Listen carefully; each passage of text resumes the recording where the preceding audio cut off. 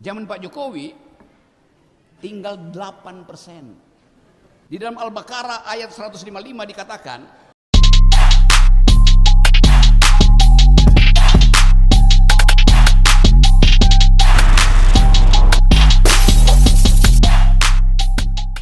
kita masuk dulu pada tema itu. Ini adalah pondok pesantren, tempat dipersiapkan masa depan.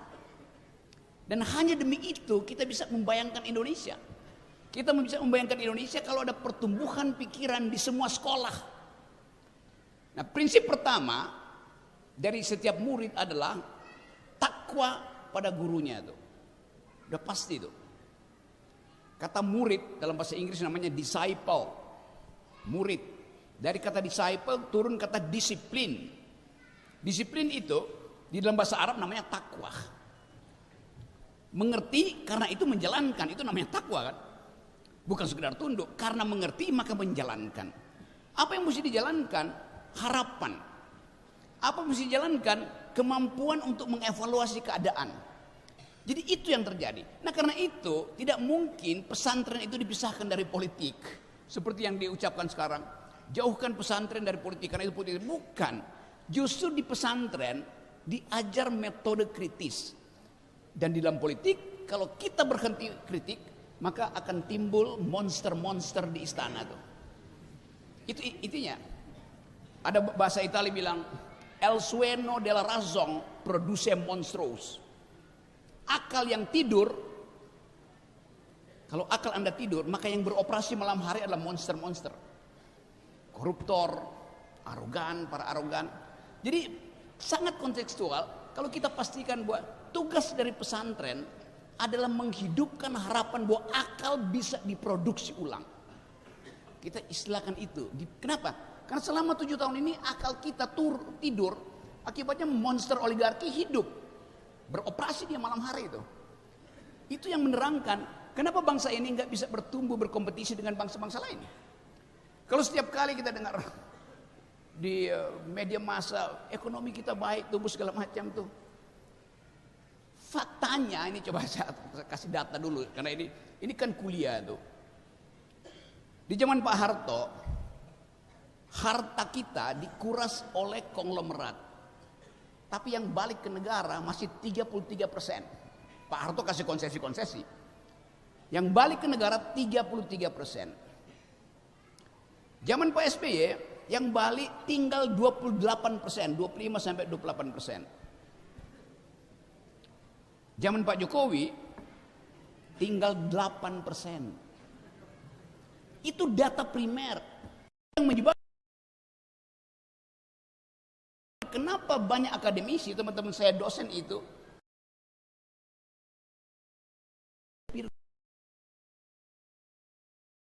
ojek. Padahal tukang ojek sendiri sebetulnya berhak untuk memperoleh penghasilan, jangan bersaing dengan dosen. Akibat struktur ekonomi, dosen yang harusnya kelas di atas ambil pekerjaan kelas di bawah.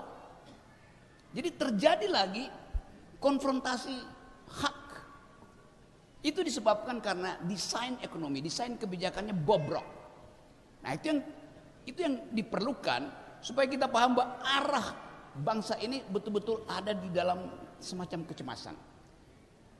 Tetapi kecemasan itu kita butuhkan supaya kita bisa bikin evaluasi diri itu.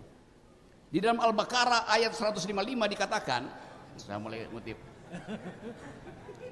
Kami akan memberikan ujian, akan memberikan tantangan, yaitu sedikit ketakutan, sedikit kecemasan, sedikit kemiskinan, supaya kita bisa berpikir bahwa kita diberi sepenuhnya oleh alam semesta kemampuan untuk mengatasi kecemasan itu, mengatasi ketakutan. Tadi saya baca jurnal mana tadi? Ya, jurnal namanya Al-Isra juga tuh. Yang jurnal terakhir tuh ada keterangan dari dokter siapa yang berkunjung ke sini nih. Dan kelihatannya jurnal itu memperlihatkan seluruh aspek yang dibicarakan oleh negara tuh. Soal riset, soal organisasi, soal kurikulum ada di situ. Walaupun dia tipis, tapi saya baca dalam 10 menit saya dapat seluruh informasi tentang pesantren ini. Bayangkan misalnya kalau setiap minggu istana keluarin semacam jurnal kecil itu untuk menerangkan kemajuan peradaban politik kita, kemajuan pendidikan kita. Tapi istana nggak punya data itu karena semua data buruk. Itu masalahnya ada di situ. Nah, saya menganggap sekali lagi bahwa di dalam persahabatan keberagaman itu ada hal yang bisa kita share sama-sama, yaitu keprihatinan terhadap keadaan dan harapan untuk memperbaikinya. Quran adalah petunjuk. Petunjuk untuk apa?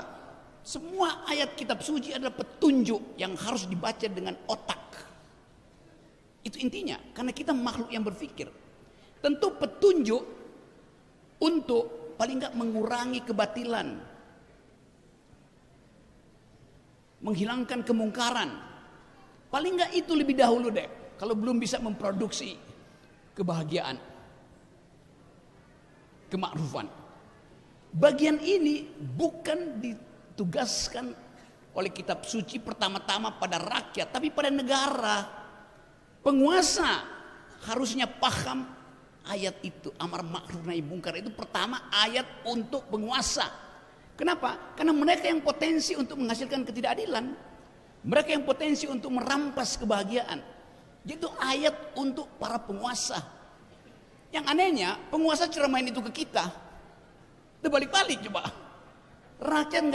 Rakyat tidak punya potensi untuk berbuat ketidakadilan. Hanya negara yang berpotensi membuat ketidakadilan. Dan ketidakadilan itu yang saya terangkan tadi, bahwa indeks kecerdasan bangsa ini drop. Di Asia, Indonesia itu nomor 30 dari 32 negara. Paling atas, paling bawah kecerdasannya. Padahal konstitusi kita menugaskan presiden untuk menghasilkan dua hal. Cerdaskan kehidupan bangsa, pelihara fakir miskin. Dua-duanya nggak dilakukan oleh negara. Jadi itulah hak dari kita di sini untuk mempersoalkan ketidakadilan itu.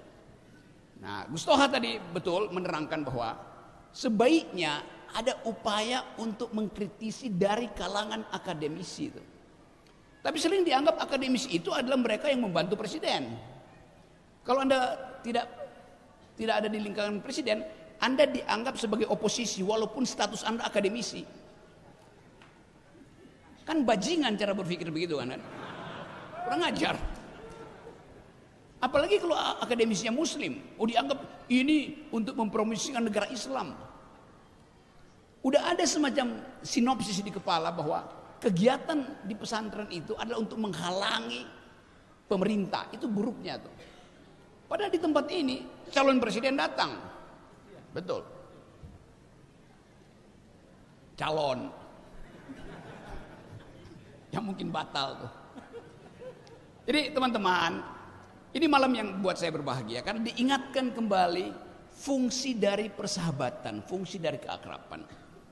Dan itu membutuhkan permenungan. Nah, di dalam permenungan itu kita tidak boleh sekedar memakai rasio, reason dalam bahasa Inggris.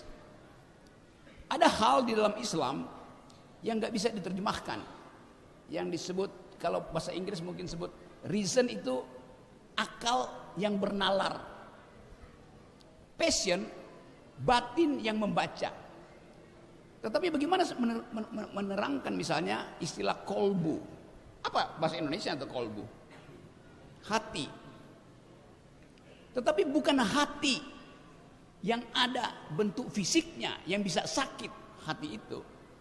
Tapi hati dalam pengertian mampu memikirkan wisdom. Itu namanya kolbu. Semacam percakapan antara reason dan passion, moderatornya adalah kolbu. Otak kita menghendaki pikiran rasional, matematis. Batin kita namanya passion, menghendaki hal yang emosional. Kolbu berupaya untuk memahami tegangan antara reason dan passion. Filosofi di dalam teologi muslim bilang begitu tuh. Karena itu susah untuk menerangkan bahwa Ya sakit kolbu, nggak ada sakit kolbu. Yang ada sakit otak dan sakit jiwa. Kolbu adalah obat. Tempat ketika kita letih di dalam pikiran, kita berhenti dan minta kolbu itu bicara. Ketika kita emosi, kita berupaya tekan emosi itu, dan itu adalah hasil kerja kolbu. Bagian yang suci itu yang hilang dari bangsa ini. Kehilangan kolbu itu lebih bahaya daripada kehilangan akal dan kehilangan batin.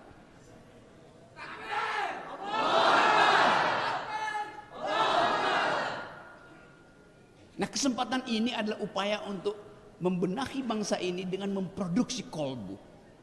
Tapi nanti saya akan dibully. Pasti dibully itu. Sok tahu Rocky Gerung. Ngomong apa dia? Ada yang akan menjelaskan. Ustaz Toha tuh. Jadi teman-teman, pesantren fungsi utama adalah mengucapkan kejujuran karena diperintah oleh kolbu. Mengucapkan kemerdekaan berpikir karena menginginkan ada pertengkaran argumen. Memanfaatkan momentum-momentum politik supaya bangsa ini jangan diselundupkan di dalam wacana atau headline yang kita baca setiap hari yang gak ada isinya tuh. Jadi teman-teman, itu kultum saya hari ini. Nanti sebelum kita bercakap-cakap, tapi saya ingin mengatakan kesenangan hati saya karena diundang di tempat di mana pikiran itu dihargai. Terima kasih. Assalamualaikum warahmatullahi wabarakatuh.